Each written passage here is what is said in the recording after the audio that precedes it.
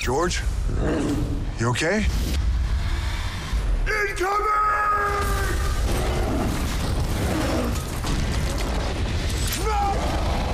나 이번 대회 한 놈을 내보내려고 하는데. 형, 위험해. 내가 실력으로 지더라도 포기하면 안 돼. What do you know about my father? Now I see the likeness, the recklessness. Open the tomb!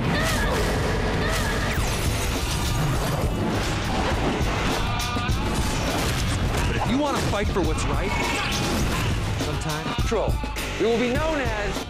이 선생, 잡을 겁니다.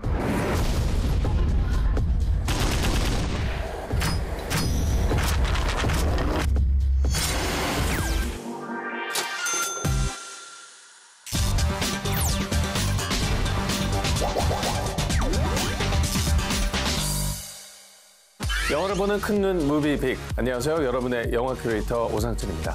제가 소개해드릴 금주의 빅무비는 1967년 미국의 거대 도시죠. 디트로이트에서 발생한 실제 사건을 다룬 작품 흑인 폭동 실화 디트로이트입니다. 이 영화는 과거의 특정한 사건을 다루고 있지만 여전히 인종차별이 만연한 미국 사회의 민낯을 보여주고 있는데요. 사실적인 구성으로 팽팽한 긴장감을 선사하는 영화 디트로이트. 지금 바로 만나보시죠. 1967년 디트로이트.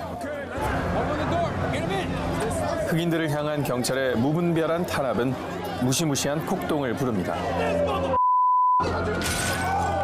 분노한 흑인들의 저항은 나날이 거세지고 도시는 무법지대로 변했습니다. 한편 폭동으로 데뷔 무대에 오르지 못한 가수 레리와 그의 매니저 프레드는 거리의 폭동을 피해 한 모텔로 향하게 되는데요. 전쟁 같은 도심과 달리 여름밤의 한가로움이 느껴지는 알제 모텔. 이곳에서 레리와 프레드는 휴가를 즐기러 온 백인 여성 줄리와 캐런을 만나고 둘의 흑인 친구들과도 어울리게 되죠. 하지만 평화로움도 잠시.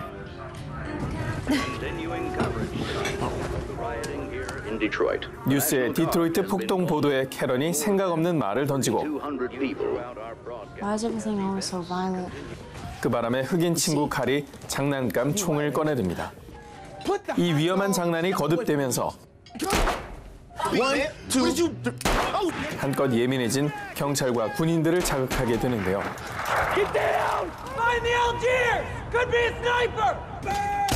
난데없는 총성을 저격수가 발포한 것으로 오인한 군경은 순식간에 알제 모텔을 점령합니다. 그 과정에서 칼은 인종차별주의자인 경찰관 필립에게 사살되죠. 경찰관들은 그의 죽음을 조작해 정당방위로 둔갑시켜버립니다. 투숙객 모두가 순식간에 용의자로 몰린 상황. But you need to tell me where the gun is. 경찰관들은 저격수를 찾아낸다는 명분으로 신문을 시작합니다. I'm just going to assume you're all criminals. 백인 경찰관들의 인종차별적인 폭언과 폭행, 살인에도 투숙객들은 결코 저항하지 못하는 현실. 그렇게 알제 모텔 사건은 3명의 사상자를 낸 후 일단락되죠. 폭동이 끝난 뒤 살인 혐의로 기소된 경찰관들과 알제 모텔에서 살아남은 자들은 각각 가해자와 피해자 그리고 목격자로 법정에서 다시 만나게 됩니다. 경찰관들은 변호사를 앞세워 사건을 은폐하려 하고 피해자들의 증언은 쉽사리 받아들여지지 않는데요. Man, y'all see a black man in court and assume I'm the one on trial. Man, there's no justice here, man. 과연 그날 밤 알제 모텔의 살인을 둘러싼 진실은 낱낱이 밝혀질 수 있을까요? 이 영화는 허트로커로 여성 최초 아카데미 감독상을 수상한 캐서린 비글로우 감독의 작품입니다. 영화 디트로이트는 그녀가 5년 만에 내놓은 작품으로 영화계의 주목을 받아왔는데요. 캐서린 비글로우 감독은 지금까지 사실적인 연출과 밀도 있는 구성의 작품을 보여준 바 있습니다.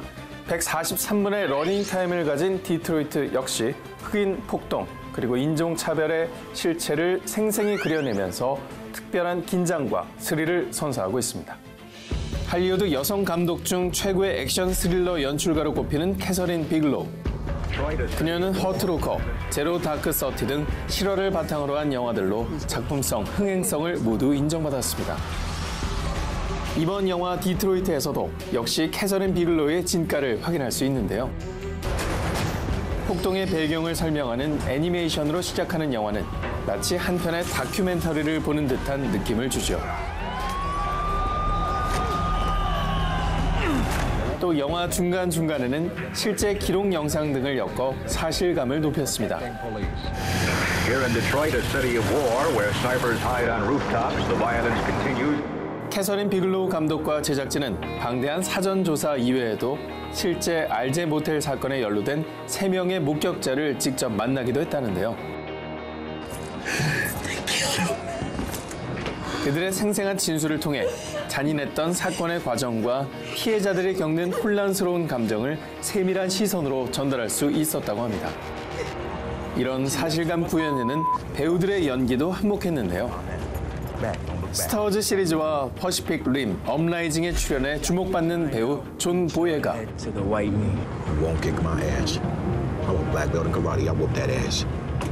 어벤져스 시리즈의 팔콘, 배우 안소니 마키 그리고 레버넌트 죽음에서 돌아온 자, 메이즈 러너 데스큐어의 연기파 배우 윌 폴터의 열연이 영화의 몰입도를 한층 더 높여주었습니다. We're facilitating that with the message we send, which is that it 믿을 수 없을 만큼 비극적인 실화, 영화 디트로이트를 금주의 빅무비로 소개해드렸습니다. 이 영화는 40분이라는 꽤 긴 시간을 할애해 알제 모텔 사건을 담아내고 있는데요. 좁은 공간 안에서의 분노와 공포를 생생하게 전하는 문제적 장면, 이 영화의 핫신으로 만나보시죠. 영화 디트로이트 속 핫신. You need to tell me who was doing the shooting. 장난감 총이 발단이 돼 순식간에 저격수로 의심받는 투숙객들. 조사와 신문 과정을 지켜보는 목격자, 식료품 가게 경비원 디스 뮤크스. My partner said stand up. Okay, I'll take it. So stand up. 백인 경찰관들과 투숙객들 사이를 오가며 사건을 해결해보려 하지만 속수무책입니다. You taking something for those crazy boys? 현장을 목격한 주 경찰은 문제를 인식하면서도 개입 대신 묵살로 일관합니다. Looks like they terrorizing suspects, beating and so forth, trying to get a confession. All right. Let's let them have the case. 끝없는 신문.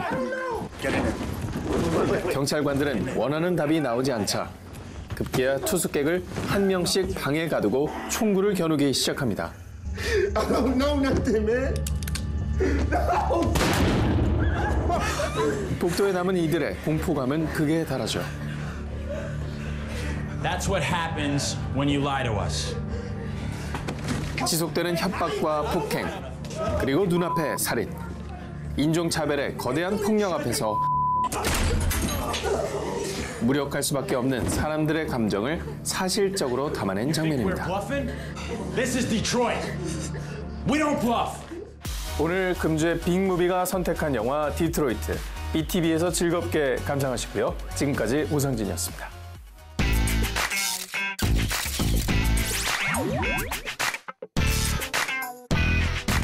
안녕하세요. 시내11 편집장 주성철입니다.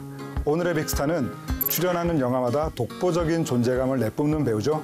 바로 박해준 배우와 함께합니다. 안녕하세요. BTV 무비빅 시청자 여러분. 독전에서 선창 역을 맡았던 배우 박해준입니다. 반갑습니다. 여기 사람이 많았네요.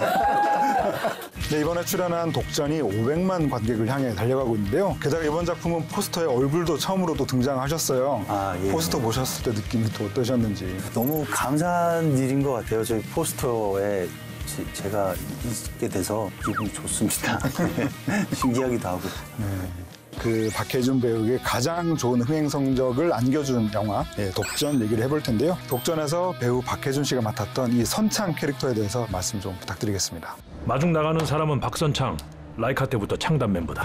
영화 독전에서 제가 맡은 박선창은 마약 조직 내부에서 마약 거래를 주도하는 핵심 인물입니다. 조직 내부의 세력 교체도 지독한 생존 본능으로 살아온 독한 캐릭터죠.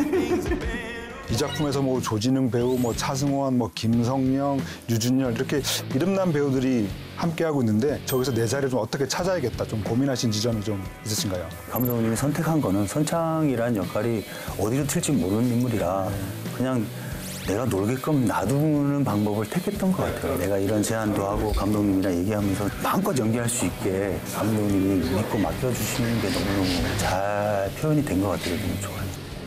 차승원 배우와 이 류준열 배우 사이에서 네. 양쪽을 좀 오가는 느낌이 있는데 류준열 배우에게는 굉장히 좀 혹독하고 네.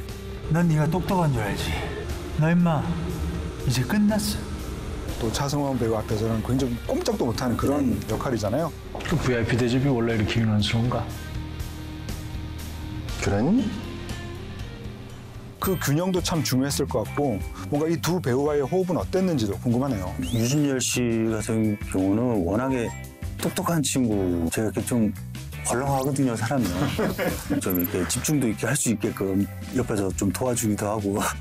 차승원 선배님 이제 처음 뵀는데 워낙 현장을 또 즐겁게 해주시는 분이라 제가 이렇게 맞는 장면이 있는데 아플 것 같지만 정말 배려를 해주시면서 임팩트는 있고 터치는 거의 없게끔 그런 식으로 굉장히 베테랑이시잖아요. 그러니까 뭐 어쩔 수 없이 뭐 너무너무 좋았죠. 그리고 또 독전에 이영 감독님이 또 지난주에 바로 또 출연을 해주셨어요. 같은 자리에. 네. 다 좋은데 또 아쉬운 점이 또 하나 있다고 했는데 제가 생각할 때 박해준 배우는 굉장히 잘생겼는데 잘생겼죠. 굉장히 잘생겼죠. 근데 뭔가 본인의 잘생김을 자각하거나 자기가 그거를 활용하고 있지 못한다는 느낌이 들었어요. 독전에서의 박선창은 박해준이라는 배우의 잘생김을 폭발시키자 뭐 이런 생각이 좀 있었어요. 나는 그런 안타까움을 펴고 가셨습니다. 예. 어떻게 생각하시나요? 사실은 한 몇 년 전부터 제가 좀 괜찮다는 생각을 사실 멋있는 걸 할 줄 모르는 사람이라 그런 것 같기도 하고 내가 연기할 때 멋있으라고 하는 것들을 좀 걷어내려고 하는 편이에요. 내가 몇 번 경고했지. 적당히 깔고 살아라. 그래도 뭐 멋있다는 건 어쩔 수 없어요. 예, 그럼 그 이영 감독님이 또 박해준 배우에게 당부하고 싶은 말이 있다고 하시면서 영상 편지를 또 남겨주셨어요. 정말요? 네, 혜준 씨 인터뷰 뭐 많이 어색하고 힘들 텐데 근데 본인 원래 하던 대로 하면 돼. 근데 본인이 너무 재미있다고 생각한 거를 한 번만 참았다가 이야기하면 어떨까? 화이팅! 아니 뭐 구구절절 맞는 말이라 반박은 못 하겠는데 어쨌든 이렇게 뭐 한번 답을 해주시죠. 네, 감독님 그래도 한 5번, 6번 하면 한 번 정도는 크게 웃는 일이 있었어요. 그래서 저는 한 5개는 이제 버리는 카드였고 그 하나를 위해서 달려가는 그런 목적이 또 있습니다. 6번 중에 한 번 정도 웃어줘서 너무 감사하고요. 그게 억지 웃음이었다면 정말 더 말을 못하게 될 것 같아요. 원래 말주변이 없는데 또 어쨌든 다음에 봬요. 화가 많이 나죠? 네, 그럼 그 독전에서 좀 본인이 꼽는 하나의 장면이 있다고 하면 어떤 장면일까요? 그 원호가 제 입에다가 총구를 넣는 장면이 있었어요.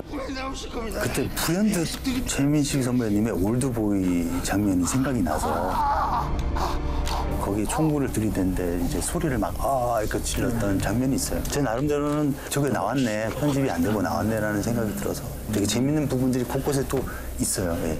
혹시 지금 다시 독전을 찍는다고 하면 좀 그중에서 선창을 빼고 또 탐나는 역할이 있으신가요? 아무래도 원호 역할이 되게 매력이 있었어요. 네, 그렇죠. 되게 정의를 표방하지만 뭔가 이렇게 변질되고 있다는 느낌이 있었거든요. 그래서 그런 거를 잘 표현해내고 싶은 그런 생각을 가지고 있긴 합니다만 다시는 안 할 테니까. 예.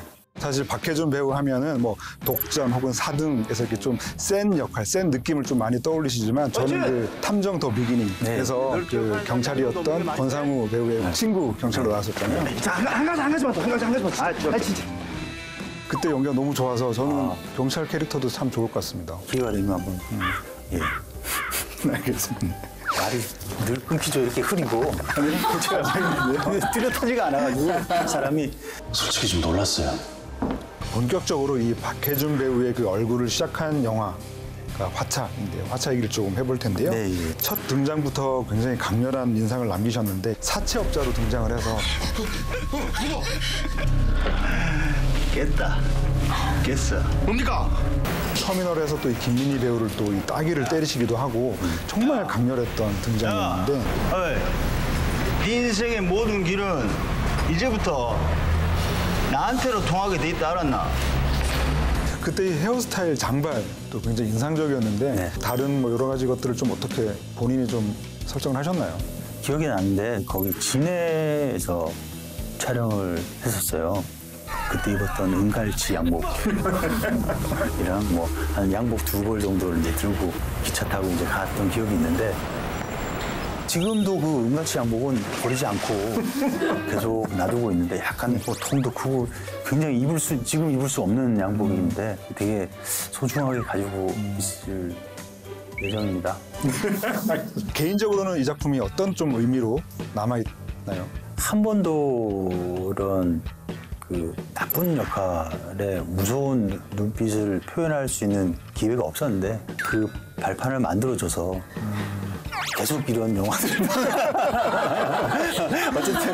어쨌든 뭐 너무너무 감사한 작품이라고 얘기할 수 있습니다. 예. 정말 그 정지우 감독님이 이 화차에서 연기를 보고 사등이라는 작품에 캐스팅했다고 들었는데요. 그럼 이제 그 영화 사등에 대해서 좀 얘기를 해보겠습니다. 예. 영화 4등은 천재적인 재능을 가졌지만 대회만 나갔다 하면 4등을 벗어나지 못하는 수영 선수 준호. 야, 4등! 나 너 때문에 죽겠다, 진짜. 1등에 집착하는 엄마 손에 이끌려 새로운 수영 코치 광수를 만나게 되는데요. 잡아주고 때려주는 선생이 진짜다. 내가 겪어보기 그렇더라. 준호 맞는 거보다 4등 하는 게 더 무서워. 그 과정에서 진정한 1등의 의미를 깨닫게 된다는 스토리를 담아낸 영화입니다. 내가 1등만 하면 상관없어. 어떻게 보면 배우 박해준의 첫 번째 주연작이 이 사등이라고 할 수가 있겠는데요. 네. 근데 저는 사실 이게 주연이라고 생각을 하고 시작한 건 아닌데 정지우 감독님의 어떤 연출 스타일 그게 제가 진짜 하고 싶었던 연기를 하게끔 만들어줬다고 해야 되나. 대본 외에 새로운 것들이 막 생겨나기도 하고 새로운 시너지가 생기고 그 순간순간마다 달라지는 것들이 있는 것들 이게 너무너무 즐거운 일이었죠. 또 이 작품은 사실 그 인권 영화로도 출발한 작품이기도 해서 이 극 중에서 아역 배우에게 약간 체벌을 가하려고 하는 그런 장면들이 좀 있잖아요. 그런 장면들 좀 연기하시기도 조금 힘들지 않으셨을까 싶은데 어떠세요? 특히 어린 친구를 가하는 일이 굉장히 기분이 나쁜 일이더라고요. 우리 이런 거 하지 말자고 하는 영화인데 이걸 우리가 하고 앉아있으니 너무너무 힘들다라고 얘기했던 적이 있어요. 그래서 준호 역할을 했던 유재상 군이 실제로 아파서 그랬던 보호대도 하고 워낙 준비도 많이 하고 최대한 안 아프게 하는데도 어쨌든 가해지는 압력이 있으니까 그것 때문에 좀 힘들었던. 4등의 수영 코치 광수는 뭔가 이 자기만의 좀 아픔이 있죠. 이거 안 나? 이 새끼가 진짜 빨라! 이 새끼가 어디 있어! 수영 그만 듣기다. 과거에 방콕 아시안게임 출전이 무산됐다는 것도 있고 사실은 이 아이를 가르쳐야 된다고 하는 그 순간에도 조금 거부하는 마음이 들기도 하면서도 매달 짧게입니다. 제가 제대로 가르칠 거니까. 어느 순간 또 마음을 열고 1대1 지도를 하면서 또 가르치고 또 나중에는 뭐 자기가 썼던 그 수경을 또 건네주기도 하고 근데 그것도 어떻게 보면은 막 되게 좋게 넘겨주는 게 아니라 그냥 툭 던져주는 식이잖아요. 이해라. 제가 생각했던 광수는 정말 그런 마음씀이 없는 친구거든요. 그러니까 자기가 뭐가 문제인지를 자기가 점검을 못하는 인간의 하나거든요. 겉에서 보면 굉장히 걱정스러운 친구인데 사실 광수 자기 마음은 진짜 편한 사람이죠. 자기 하고 싶은 대로 살고 있으니까. 그럼 혹시 4등에서 좀 기억에 남는 명장면을 좀 꼽아 보신다고 하면 어떤 장면일까요? 아주 기본적인 그 대본을 가지고 감독님이랑 그냥 부딪혀 봅시다. 해서 이렇게 그 찾기에서 막 붙는 씬이 있어요. 우리 준호 다시 가르쳐주면 안 되니? 걔 할 수 있어요. 진짜예요. 진짜 다시 가르쳐주면 안 돼. 정말. 우리 준호 메달 딸 수 있다고. 네 없으면 딴다. 그때 뭐 니만 없으면 된다 뭐 이랬던 표현이 이제 생겨나게 된 건데 자연스럽게 그 말이 할 수 있다. 뭐 그런 것들이 되게 재밌는 장면이었다고 생각해요. 그리고 이 작품도 어떻게 보면 독전하고 연관성이 또 있어요. 이 작품에서 그 어린 시절 연기했던 그 정가람 배우가 있잖아요. 어떻게 사람을 100대를 때린다고 극합니까? 그 정가람 배우에서 박해준 배우로 바뀌는 그 16년 후라고 하는 그 장면 전환이 굉장히 재밌었는데. 동호야 빨리 빠져. 시간 없다. 예, 지금 나갈게요. 그 정가람 배우가 이번 독전에서는 또 경찰로 또 출연해서 뭐 오랜만에 만나셨겠네요. 이 친구가 자꾸 나를 따라다니는 것 같아요. 아니면 제가 이 친구를 따라다니는 건지 작품마다 만나는 것 같아요. 다음에는 좀 안 봤으면 앞으로 너무 기대되는 친구가 될 것 같아요. 아마 뭐 상도 받았죠. 그럼 뭐 제가 뭐 걱정할 일은 아니죠. 뭐든 잘하면 좋은 거야. 그 엘리트 검사로 출연한 작품인데요. 침묵 얘기를 좀 해보겠습니다.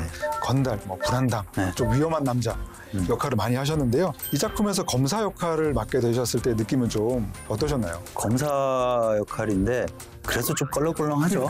그렇죠. 네. 그 이유가 기억이 안 납니다. 기억이 안 난다. 뭐.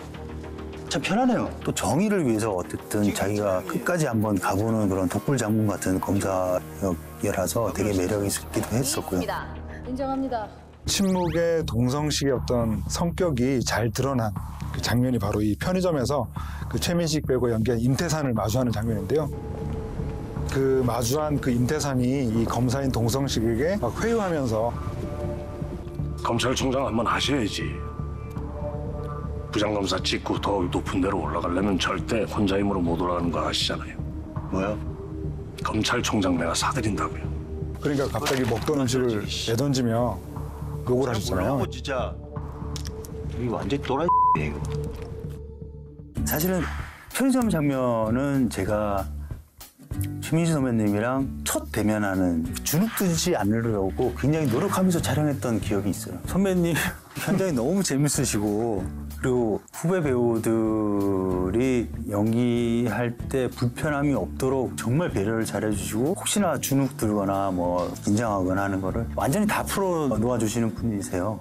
또 다른 어떤 결의 선한 역할 혹은 좀 연기해보고 싶은 어떤 특정 직업 뭐 이런 게 혹시 있으신가요? 약간은 정의로운 일에 힘을 쓰는 인물이 되었으면 해요. 자꾸 나쁜 일에 욕망만 가지고 있는 일이 아니라 좀 그 욕망을 제어하고 좋은 사람들을 위해서 일하는 어떤 그런 분들에 대한 얘기를 해보고 싶기도 하는 마음이 있어요. 네. 저희 무비빅스타에서는 마지막으로 대놓고 PR할 수 있는 시간을 드리는데요. 제한 시간은 단 13초에 불과하고요. 하나, 둘, 셋, 시작!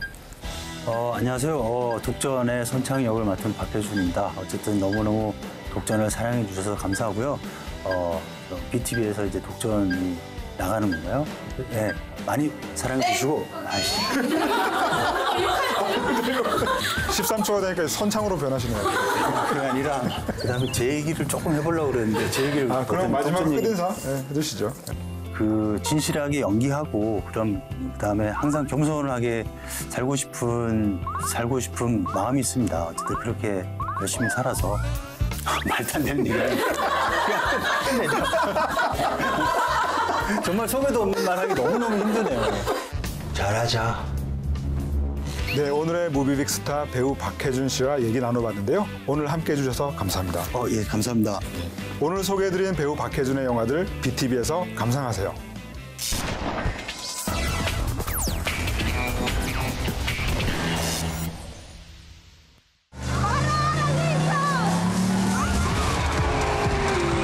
한여름 무더위를 뇌리를 날려줄 카체이싱 액션 영화의 바이블. Okay, Buster. Let's see if this works. 분노의 질주 시리즈 중 국내 흥행 1위의 히트작. 영화 분노의 질주 더 익스트림을 만나본다.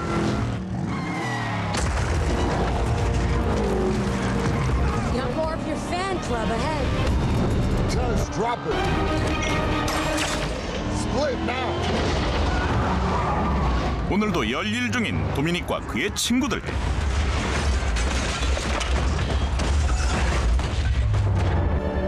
All right, great job, team. Let's break off and meet me at the safe house.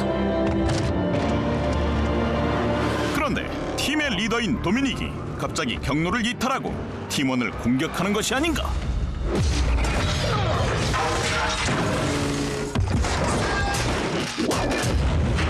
Goddamn mind, Toretto.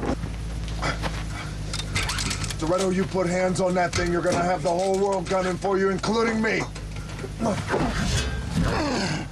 하지만 EMP탄을 훔쳐 유유히 사라지는 도미닉.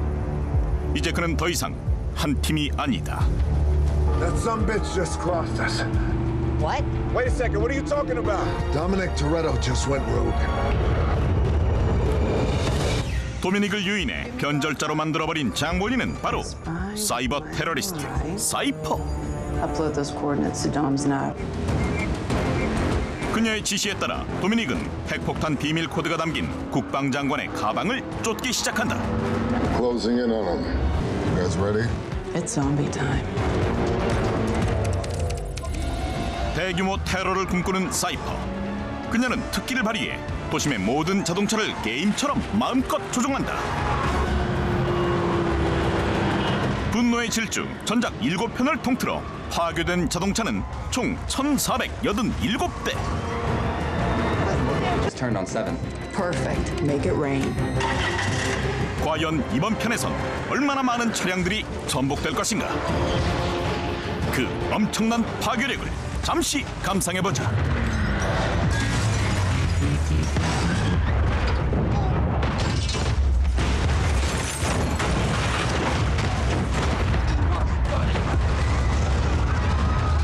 Target immobilized. You're up, Dom. 쑥대밭이 되어버린 도심 속에 무시무시한 빌런처럼 등장하는 도미닉. Give me the case. Дай ему кейс! Откуда запуск ядерных ракет? Мы не можем их ему отдать. 그러나 그 갈등도 잠시. 도미닉의 무자비한 공격에 결국 가방을 순순히 내놓고 만다.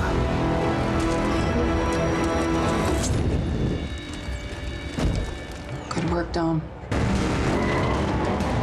핵폭탄 비밀 코드를 획득한 도미닉. 하지만 그의 앞을 가로막는 이들이 있었으니. It's over, Toretto. Get your ass out of the car now.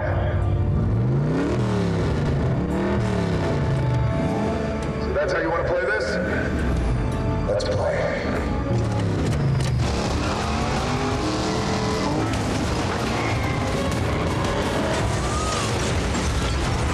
기어코 끝까지 가보기로 한 도미닉과 팀원들의 살벌한 추격전이 이어지고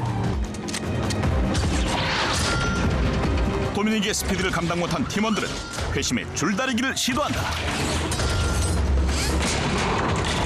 Stretch him out. Hold. 하지만 5대1의 줄다리기 앞에서도 결코 뒤지지 않는 도미닉. 친구들의 차량을 모두 한 번에 전복시켜버린다.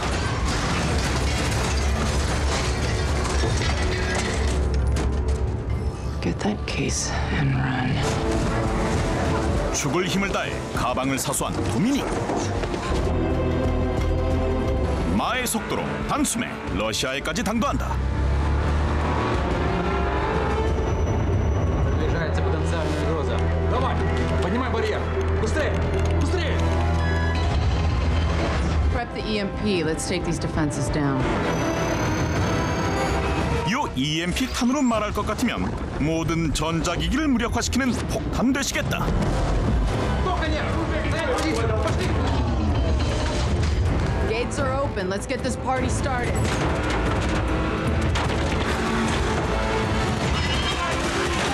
All right, Dom. You have one pulse left in that EMP. That sub is heavily insulated. You're gonna need to be right underneath it for this thing to work.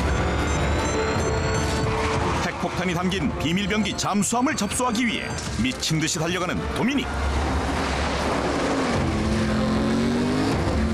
잠수함 밑에 도달한 순간 준비하시고 쏘세요.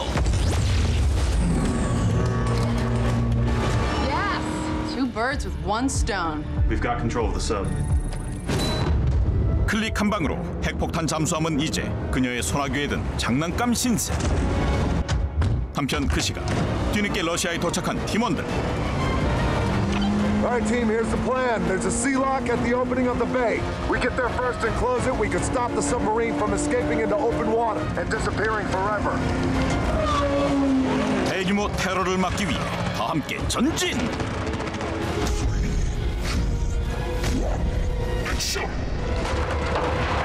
드디어 얼음판 위에서 펼쳐지는 적군들과의 스피드 대결. Why are they shooting at me? Romy, get in front of me.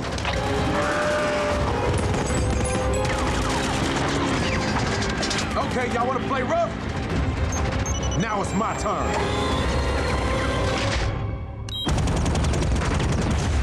무섭게 추격해오는 적의 무리를 완벽하게 처단해보는데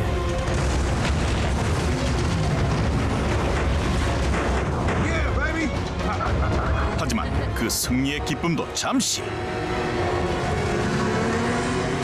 Guys, we got snowmobiles on the right.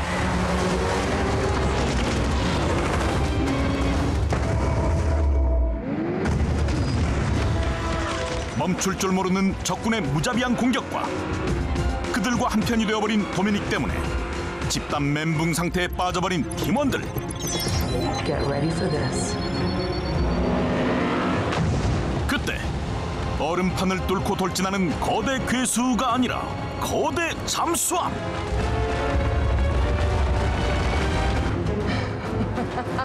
It's right under us. Get out the way.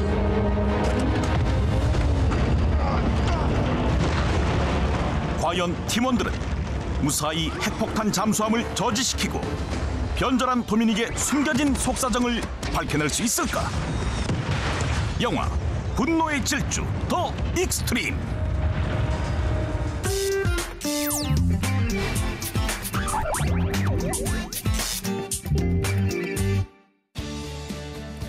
안녕하세요, 무비비 시청자 여러분. 공포영화 속닥속닥으로 인사드리는 배우 김민규입니다.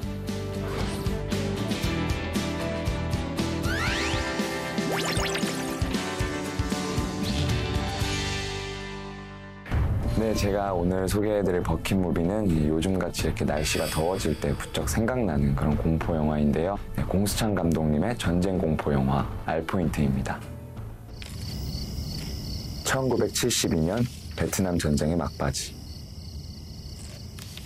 나트랑의 한국군 기지에 무전이 하나 날아옵니다.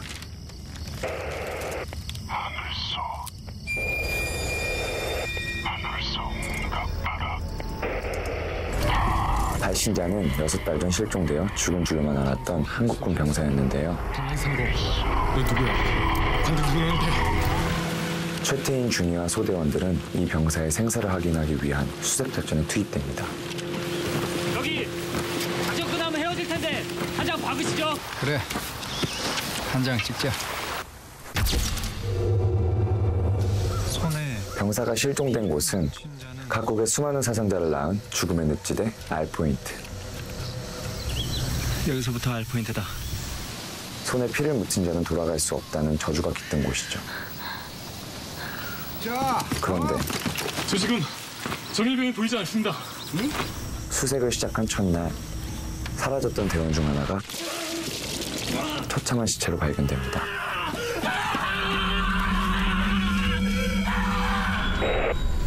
그리고 사상자를 보고하기 위해 본부와 통신하던 중 대원들은 충격적인 이야기를 듣게 되는데요. 장난이라뇨? 정일병은 그때 실종된 애들 중에 하나잖아. 너 미쳤어? 이 일을 시작으로 나머지 대원들마저 하나둘씩 죽거나 사라지거나 미쳐버리고 맙니다. 과연 생존자들은 무사히 구조되어 저주받은 알포인트를 벗어날 수 있을까요? 한국 밀리터리 공포에 손꼽히는 수장, 배우 김민규의 버킷무비 알포인트입니다. 알포인트라는 영화는 이제 그런 제가 공포영화를 굉장히 많이 좋아하는데요. 그래서 공포영화를 굉장히 많이 여러 공포영화를 봤어요. 그래서 그 중에서도 전쟁에 참여 중인 그런 군인들이 개인적인 죄의식을 반영했다는 점이 굉장히 인상 깊고 좀 여운이 남는데요. 살려줘. 공포영화를 또 공감하면서 볼 수 있고 더욱더 좀 몰입해서 볼 수 있다는 점이 있는 것 같아요. 그런 부분에서 그게 저희 속닥속닥과도 좀 비슷한 부분이 있어요. 그래서 저도 이제 촬영이 들어가기 전에 알포인트를 보면서 이런 선배님들의 연기적인 것과 좀 그런 영화에서 풍기는 그런 느낌들을 되게 굉장히 많이 좀 참고를 하고 좀 많이 봤습니다. 네. 근데 제가 아무래도 이 영화에서 생각하는 명장면은 관등성명 나오는 그런 부분인데요. 이상병, 관등성명. 가장 믿어야 하는 동료들을 어떻게 하면 믿을 수 있을까? 안 들려! 관등성명! 상병 이재필, 83들 16공들. 믿어야 하는데 또 믿지 못하는 현실과 그런 것들이 이제 어우러져서 그런 극대화된 공포가 이제 있는데 되게 급박한 상황에서 그런 선택이 주어졌다는 게 굉장히 저는 좀 공포심을 일으키고 병장 장영수 8123 018. 그게 또 제가 믿었었던 제 가장 친한 동료라는 게 가장 공포심을 일으키는 것 같습니다. 마지막이다. 쏘기 전에 관등성명 대라.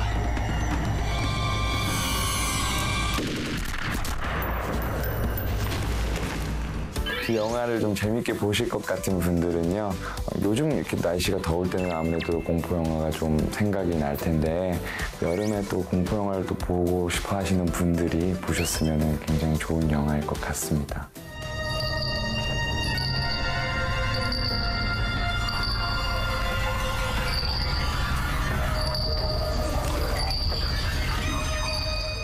네, 무비비 시청자 여러분, 지금까지 김민규의 버킷무비 알포인트를 지금까지 소개해드렸는데요. 저희 신작 공포영화 속닥속닥도 이제 올 여름 유일한 한국 공포영화인 만큼 이렇게 오랜만에 돌아오는 학원 공포물인데요.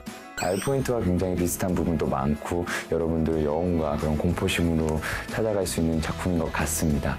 저희 속닥속닥도 많은 관심과 사랑 부탁드리고요. 지금까지 배우 김민규였습니다. 감사합니다.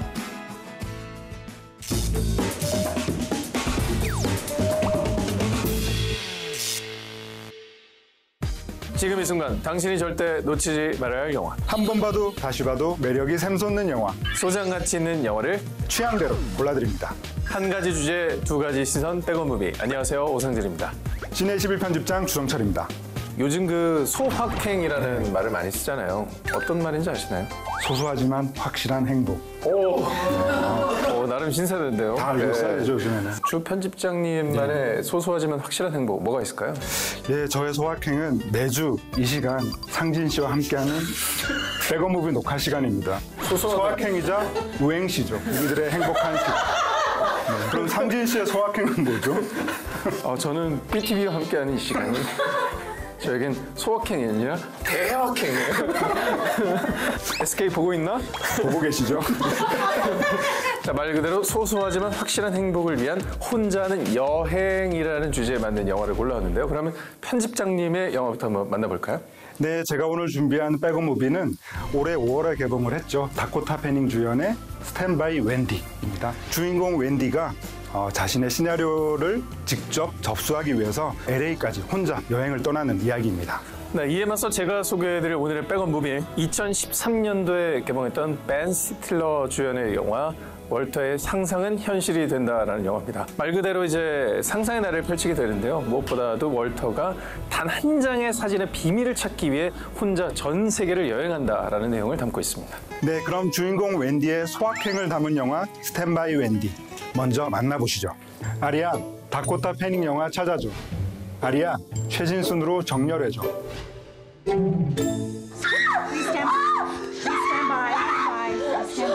자폐증을 앓고 있는 소녀 웬디. 재활센터에서 지내며 무료한 일상을 보내는 중이죠. 6 p.m. Watch Star Trek on TV Land. 웬디의 유일한 낙은 스타트랙 시리즈를 감상하며 상상의 나래를 펼치는 것입니다. Enterprise, are you there? 어느 날 그녀는 TV에서 스타트랙 시나리오 공모전 광고를 보게 됩니다. 그리고 오랫동안 써온 시나리오를 직접 출품하기로 마음먹는데요. 웬디는 난생 처음 홀로 길을 나섭니다.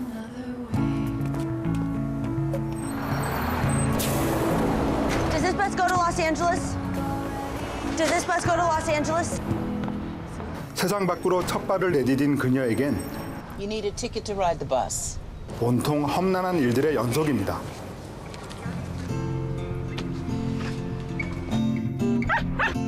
애완견 때문에 버스에서 중도 하차를 겪고 낯선 사람에게 지갑을 도둑맞고 심지어 교통사고까지 당하게 됩니다.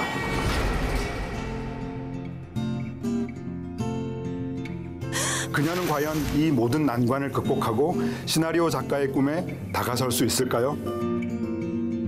영화 스탠바이 웬디입니다. 네, 스탠바이 웬디는 그 자폐증을 앓고 있는 한 소녀가 자신의 자아를 찾게 된다. 그런 여정을 또 담은 그런 영화라고 할 수 있겠습니다. 네, 영화를 보다 보면 어느덧 우리는 소녀 웬디의 여정에 함께 동참하게 되는데요. 네. 누군가의 소소하지만 확실한 행복을 응원하게 만드는 힘, 그것이 바로 이 영화를 백업해야 하는 이유라고 하겠습니다. 스탠바이 웬디에서 가장 먼저 주목하게 되는 건 바로 그 주인공을 맡았던 다코타 패닝인데요. 뭐 이 배우 많이 낯이 익으실 겁니다. 그 2002년도에 개봉을 했었죠. 7살의 지능을 가진 아버지와 함께 그려준 감동의 스토리를 담은 영화 I Am Sam에서 주연을 맡았던 그 소녀가 이제는 이렇게 커서 정말 멋진 연기를 또 보여주고 있습니다. 그리고 이번에는 본인이 직접 장애를 앓고 있는 주인공으로 열연을 펼쳤죠. 주인공 웬디는 그 독특한 성격을 갖고 있는데요. 해야 할 것과 하지 말아야 될 것에 대한 경계가 확실하게 구분이 됩니다. Okay, now can we go over your everyday schedule? 매일 시간대별로 할 일이 명확히 정해져 있고요. 요일별로 입을 옷도 늘 철두철미하게 준비합니다. Lavender, Wednesday, blue, Thursday, dots. 아르바이트 가게에서는 기계적인 미소와 함께 항상 똑같은 인사를 반복해야 하죠. Welcome to Cinnabon. Would you like a Cinnabon? Welcome to Cinnabon. Would you like a Cinnabon? 그런 반복되는 일상 속에서 그녀의 유일한 소확행은 바로 스타트랙이죠. 그녀는 스타트랙의 주인공 스팍에게 자신을 투영하며 늘 삶의 희망을 놓지 않습니다. Final entry. Come on, Captain. We can do this together. Don't give up now. 극 중에 스타트랙 팬들이 보면 굉장히 반가울 만한 장면들이 많이 삽입이 되어 있는데요. 웬디가 항상 메고 다니는 가방과 애완견의 스웨터에는 스타트랙의 엔터프라이즈 이미지가 붙어 있죠. 심지어 웬디가 상상 속에서 탐험을 펼칠 때 등장한 우주복은 놀랍게도 실제 스타트랙 주인공들이 입었던 의상이라고 합니다. 근데 또 더 반가운 것은 이 웬디의 친언니 오드리 역할을 한 배우 앨리스 이브인데요. 네. 이 앨리스 이브는 이 영화화된 스타트랙 시리즈의 두 번째 편인 스타트랙 다크니스에서 캐롤 박사를 연기했던 배우거든요. 그렇죠? 그런 점 때문에 이번 캐스팅이 굉장히 의미 있다라고 보시는 분들이 많을 것 같습니다. 저는 개인적으로 굉장히 그 장면이 기억에 남았습니다. 그 웬디가 경찰에 쫓겨서 숨어있던 장면.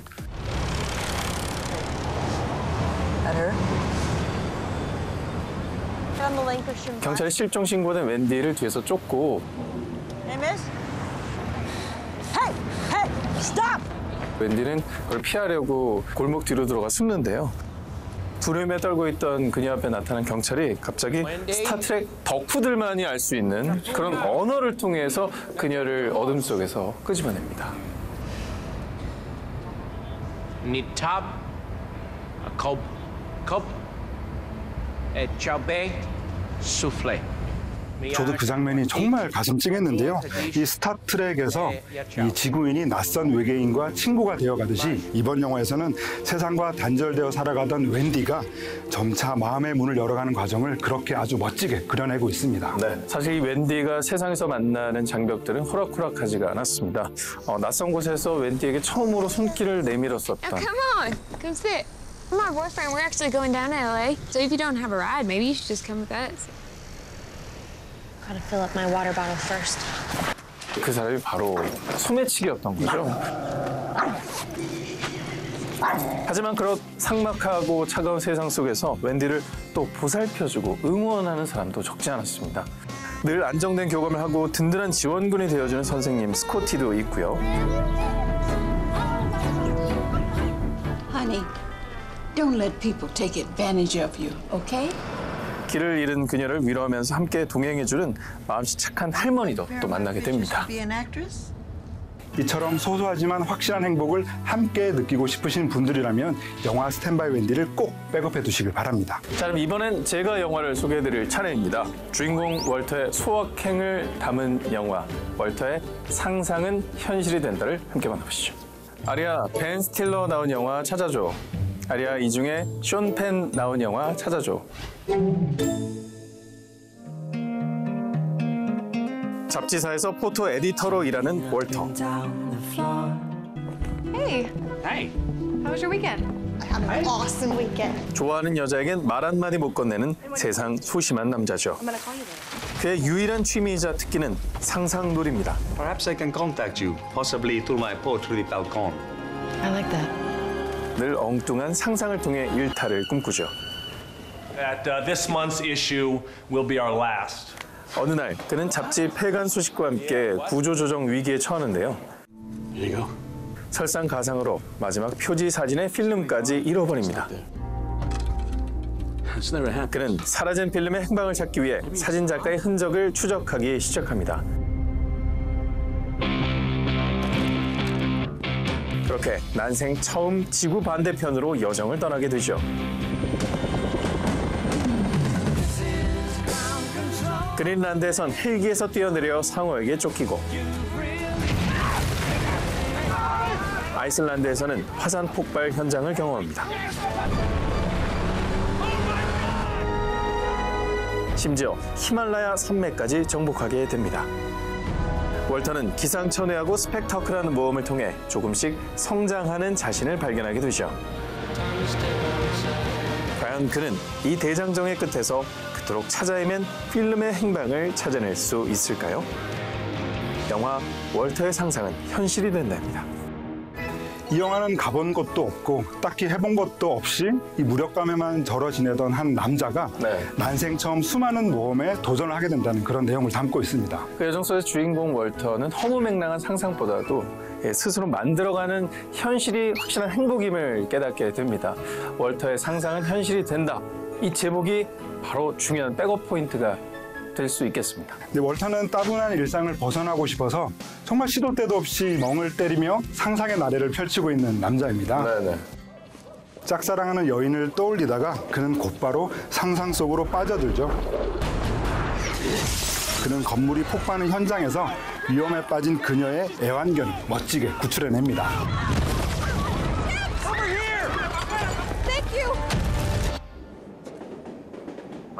그뿐만 아니라 사사건건 시비를 거는 직장 상사에게 현실에선 아무 말도 못했던 그가 상상 속에서 슈퍼 히어로로 변신을 하기도 하고요. 빌런으로 탈바꿈된 상사와 도심에서 시원하고 짜릿한 한판 승부를 펼치게 되는 거죠.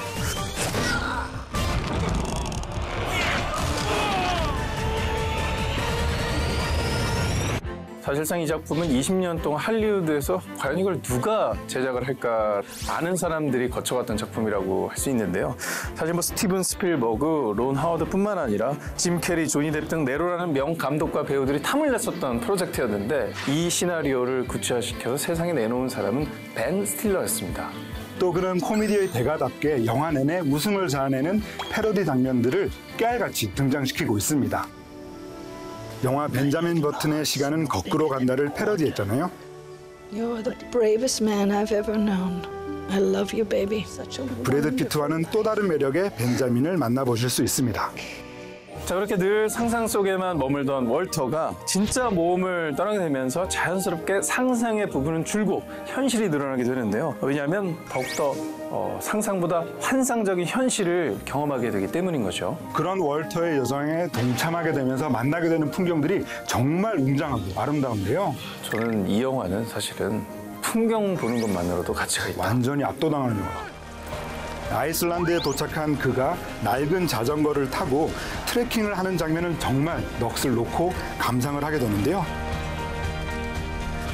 사람의 손길이 거의 닿지 않은 것 같은 자연 그대로의 풍경이 정말 경이롭기까지 했습니다. 아울러서 월터가 사진작가를 찾기 위해 히말라야 산맥을 찾는 장면도 굉장히 인상이 깊었습니다. 하얀 눈으로 뒤덮인 산이 대단한 장관을 이루잖아요. 물론 실제로는 아이슬란드의 산에서 촬영한 장면이라고 하지만 여행에 대한 대리만족감 엄청났던 것 같습니다. 자, 그리고 그는 컴퓨터 CG를 최소화하기 위해서 실제 로케이션을 굉장히 중요하게 생각했다고 하는데요. 특히 월터가 헬기에서 아이슬란드 바다로 뛰어드는 장면은 벤 스틸러가 직접 1.6km 상공에서 다이빙을 해서 리얼하게 탄생한 장면이라고 합니다. 이런 상상을 초월한 이 월터의 모험을 통해서 엄청난 힐링을 느끼게 된 영화였던 것 같습니다. 영화 월터의 상상은 현실이 된다. 그토록 월터가 찾아낸 사진의 정체가 궁금하신 분들 꼭 이 영화를 백업해 두시기 바랍니다.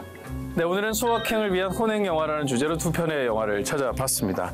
마지막으로 소확행을 완성시킨 뜨거운 명장면 하나씩 뽑아볼까 하는데요. 먼저 편집장님부터. 먼저 스탠바이 웬디에서 소확행을 완성시킨 뜨거운 명장면은 웬디가 직접 시나리오를 출품하러 가는 장면입니다. 긴 여정 끝에 드디어 웬디가 목적지에 당도합니다. 공모 마감 시간은 5시. 얼마 남지 않은 시간에 웬디는 초조해지죠. 그런데 한 직원이 그녀를 막아섭니다. Where are you going? I need to drop off my script. We don't accept personal deliveries. All scripts must be postmarked and mailed. No exceptions. Okay?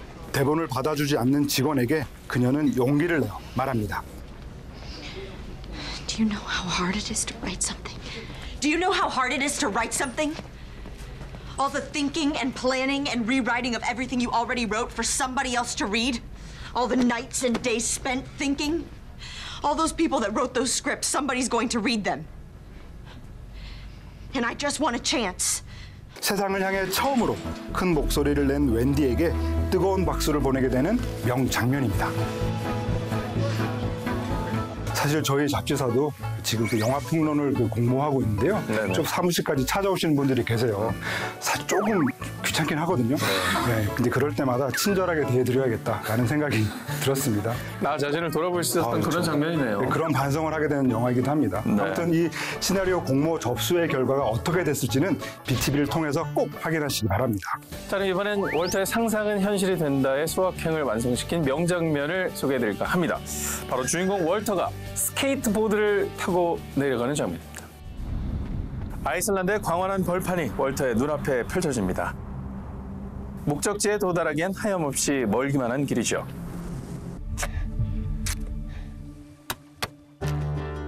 그는 결심한 듯 양손에 돌을 감아쥐고서 스케이트보드 위에 올라섭니다. 그리고 빈 도로 위를 질주하기 시작하죠. 무기력했던 자신의 모습을 뒤로한 채 그는 어느덧 뜨거운 도전을 즐기는 멋진 남자로 성장했습니다. 황홀한 대자연의 풍경과 어우러진 월터의 모습이 확실한 행복을 안겨주는 명장면이었습니다.